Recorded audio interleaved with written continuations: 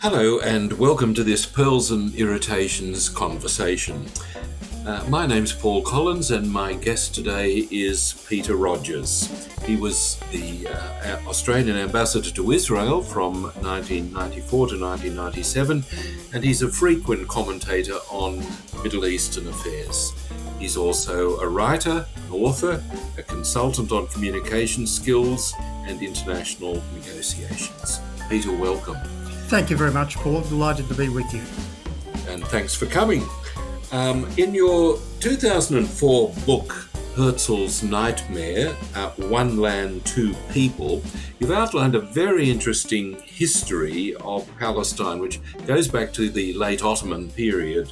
So now I found the population numbers in the book particularly interesting and to see the gradual growth of Jewish people arriving in Palestine. So I'm just wondering if you could just give us a brief outline of that history so that we have some context to place the whole issue into. Sure, thanks, Paul. Well, if you go back to, let's say, the middle of the 19th century, there was a growing awareness among European Jews of I won't say the precariousness of their situation, but there's certainly in some quarters the uncertainty of being Jewish in European society. This, I'd emphasise, probably only involved a small percentage of European Jews, many of whom were quite content to be where they were. But what it did produce was in effect, the Zionist movement, which was a feeling that there needed for the security of European Jews initially, there needed to be a dedicated homeland for Jewish people. Now, there was some debate about where this homeland might be. It wasn't always focused on Palestine, Israel as it now is. Initially, there was some discussion of East Africa, even a part of Western Australia. But when Theodor Herzl really drove the Zionist movement in the late 19th century, the emergence of the idea of Israel, idea of Palestine as the Jewish homeland became quite clear, partly because of biblical references, particularly in the Old Testament. And so European Jews who supported the Zionist movement felt that there should be movement to Israel/Palestine. And the difficulty with this, and hence in my Herzl's Nightmare, which I must say I'm very proud to have written it. It's a small book, but I was very happy with it. One Land, Two Peoples. The problem with the raising Jewish consciousness of a homeland in Palestine was that Jews in Palestine were a tiny minority. This was recognised by those in the Jewish movement. The majority of people living in Palestine/Israel as it is today were Palestinians. And this perhaps inevitably produced conflict after World War I. This is skipping ahead, but otherwise we can get bogged down on history. We have to keep it moving. We can get bogged down. After World War I, when Britain was awarded a mandate for Palestine, there was reluctance on the part of the British government to allow the British government. Unsurprisingly, perhaps, had put itself in a real bind because it had declared support for a Jewish homeland, but had also appended to that the idea that nothing that happened in helping to create a Jewish homeland should interfere with the rights of those, in other words, Palestinians already in Palestine. This was as contradictory as you could possibly get, which perhaps inevitably created conflict, both violent and non-violent, between Jewish immigrants to the Holy Land and Palestinians who already were there. This proceeds during the 1920s and 1930s, sometimes with very significant violence at times. Then after World War II, I think there was international horror at what had happened to European Jews, and therefore more sympathy for the idea of the creation of a dedicated Jewish homeland, which came about in the late 1940s. That's a very quick pen picture, but what it did was to set up an ongoing conflict, which is still with us, about how and if it is possible to create two homelands, one for Jews and one for Palestinians, in a very small territory of Israel and Palestine. Just to give us an idea, my understanding of that the actual area of Israel and Palestine is about half of Tasmania. Is it that big, or is it that'd be smaller about than that? right. That'd be right. So that gives us some idea of the territory that we're dealing with, which is a very small area, really. And the present population is what? There's about 8 or 9 million Jewish people at least. No, Is that it's right? not quite. Perhaps we can now divide it into what is often referred to as Green Line Israel, and this was Israel before the 1967 war, when Israel occupied the West Bank and occupied Gaza, which had been under Egyptian control at one stage. So the total population of what we are, for want of a better term, we could call Greater Israel, which is Gaza, Palestine, of the West Bank, and Israel as mandated under UN resolutions, is about 10 million.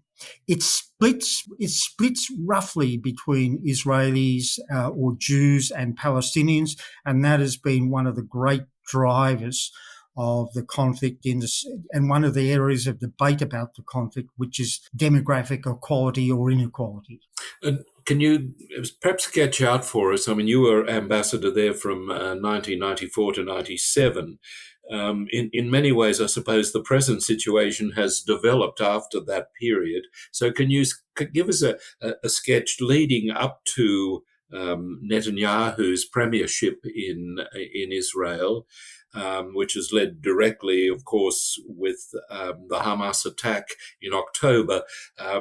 I mean, that's the immediate thing. But what's the kind of background to that? I mean, the whole question of pressure on Palestinians, the settler movement, all of that kind of background. Because I think for most people, if you don't kind of have that historical context, it's very hard to fit it into any pattern. Sure.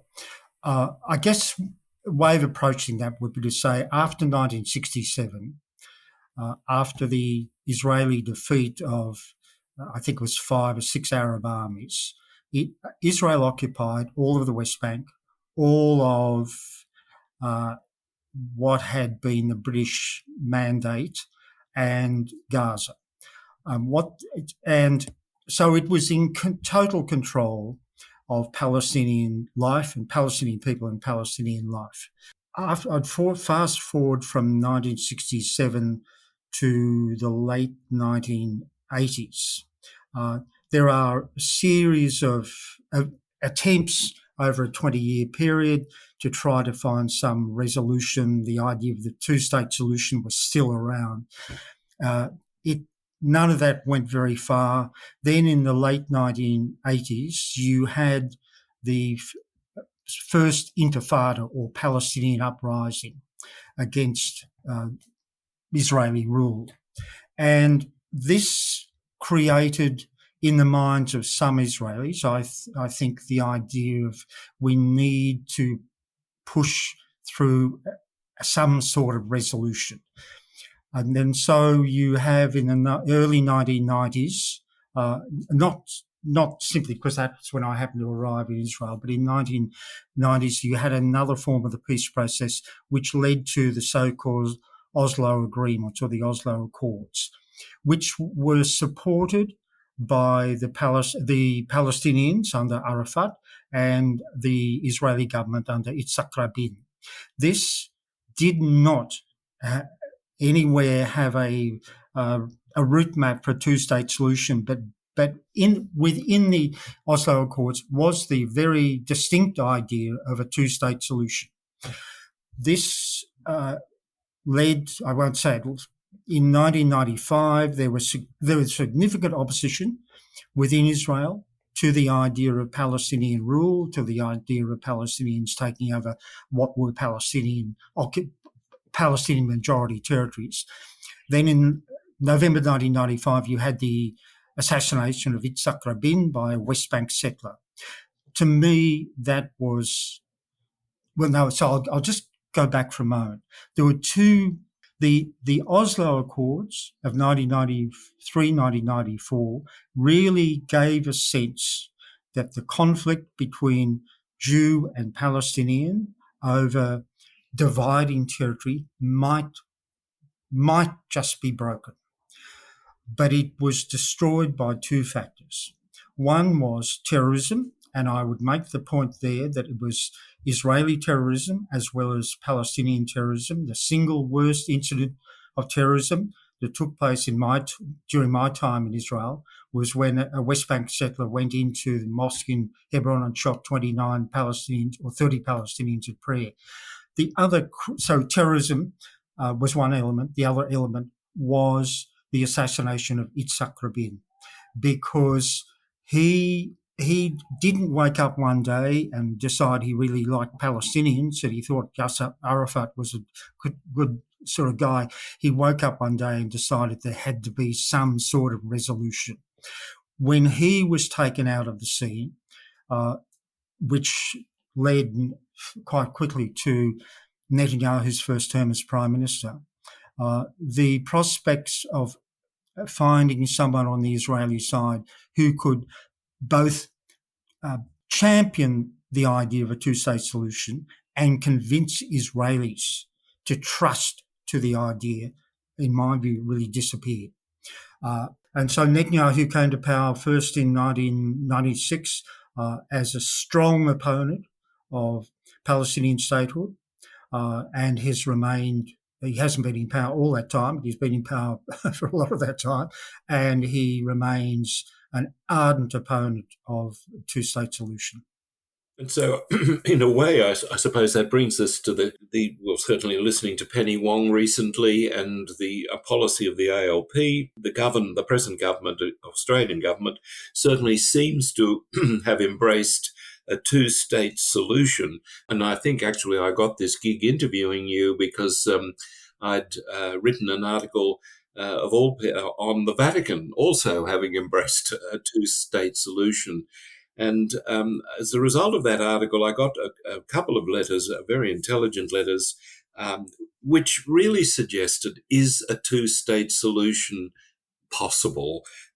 You've got two peoples who have been at loggerheads with each other. There is, as you've said, enormous violence going on. Is it possible for a two-state solution to work, in your view, at any rate? These days, it's very hard to see how it would work. I mean, in some ways, there is an argument, and I think, if anything, the Gaza war has underlined this. A two-state solution is even more important than ever as the only solution. But the prospects of, it's very hard to see Israelis and Palestinians sitting down and negotiating it unless, and it's an important unless the US is prepared to make them do it. Now, Israel will not do what the US administration would like it to do. It will make its own mind up, but it could be pressured much more than US administrations for the past 20-odd years have tried to do to reach an accommodation with the Palestinians. But to get back to, is a two-state solution possible? In the current circumstances, the answer would have to be no, which then leads to the question, well, what is the solution? And those who quite rightly express skepticism about the possibility of a two-state solution, or the viability of a two-state solution, then say, well, a one-state solution in which covers historical Palestine, in which everyone, Jews and Palestinians, live as equals. Well, that is a fantastic idea. but it is completely, in my view, it is even less realistic than the idea of a two-state solution. I just simply cannot see Israelis and Palestinians sitting down and working out some arrangement where they could live peacefully and democratically in a one state. Yeah, yeah. I must admit that as someone who's not an insider at all on this, but just looking at it from a historical point of view, and any knowledge of history would teach you that where there's been so much conflict and so much bad blood, that it will be very, very difficult. When I wrote these questions, it struck me that I hadn't actually asked for an analysis of Palestinian society, but I think the Israeli society is a very complex, seems to me, a complex society. I mean, it's made up of really fundamentalist religious people. It's made up of a very secular group of people who, at least from my superficial perspective, seem to be centered largely in Tel Aviv. And then you've also got the settlers. So could you perhaps just outline a little bit of those three groups and where you see some solution coming from within Israel? Well, I think there's little. I'll come on that mainly, I guess, from a political perspective. I think there's been a distinct swing to the right in Israeli politics over the past 20 years or so, that resulted in part, or is partly a consequence of the Second Palestinian Uprising and the idea that negotiations with the Palestinians really were pretty fruitless. And through various elections, national elections since then, you've seen the rise of often quite small parties decidedly on the right of Israeli politics that represent either religious fervour or settlers and the settlement movement. Settlement movement now has much greater power politically in Israel than it did when I was there 30 odd years ago. How's that come about? It's come about, I think, partly because of the destruction. I agree with you that there's a strong sort of secular element to Israeli society, which often found political expression in the Labor Party. The Labor Party is almost it's a tiny party these days. I think there's been a distinct swing to the right that's come about through genuine concerns about security, but also increasing power by often small religious parties within the Israeli political system, partly because of it's a proportional representation system. There's a small cut-off point, so small parties, often with really quite conservative agendas, can find representation in the parliament or the Knesset, and then there is a really quite draining process of negotiations on the part between the parties to find sufficient ground to be able to form a government. And I think that's what we see today, and that's a partly to come back to the question at the beginning of how has it happened. I think it's partly out of insecurity. It's partly out of awareness. Israelis have often lived in very insecure circumstances, whether it's been a result of terrorism or whether it's been the threats by countries like Iran or Iraq or others, and it's a pretty tough neighbourhood to live in, and it's not surprising, I think, that this means you get a pretty tough and unforgiving approach to politics. Is Israel's population, I notice that they have a relatively high reproduction rate, but also does it have a fairly high immigration rate as well? And if so, where are the people coming from? Presumably they're no longer European Jews coming. Are they American Jews or are they coming from other places? Well, actually, I have to say I can't give you a precise answer to that today, but if you go back to the bigger issue of what we'll call demographic concern, uh, in the late 1980s, there was real concern about the demographic imbalance between Israelis or Jews and Palestinians. That was relieved for some time by the collapse of the Soviet Union and the arrival in Israel of a lot of Soviet Jews, or people who claim to be Soviet Jews. There's a bit of scepticism on the part of Israelis about that as well. But that's dissipated, and the birth rate in the Palestinian areas has constantly been much higher than within Israel. There is still a movement of people to Israel, I think, from America, although I don't know the figures for that. But what I would add is that Arafat, when he was around, had one of his sayings was that the best weapon for the Palestinians was the womb of the Arab woman, and it's a pretty crude way of putting it. It was this idea that we will breed at such a rate that demographically we will, we'll have the numerical advantage if no other advantage. And look, we've been looking at something pretty serious here, Peter, but I don't want to for one moment suggest that your book, Beethoven's 10th, and the journey which saved the world is not serious. But like you, I think, I'm certainly a big fan of Ludwig. Can you just briefly tell us what's the book about? I might be going straight out to buy it. This is getting a long way from. Well, actually, it's not. I mean, it's a satirical book in which a group of characters who have a grievance against their author. One comes readily to mind is Sherlock Holmes, who was quite angry that he was. Sorry, not Sherlock Holmes, Dr. Watson.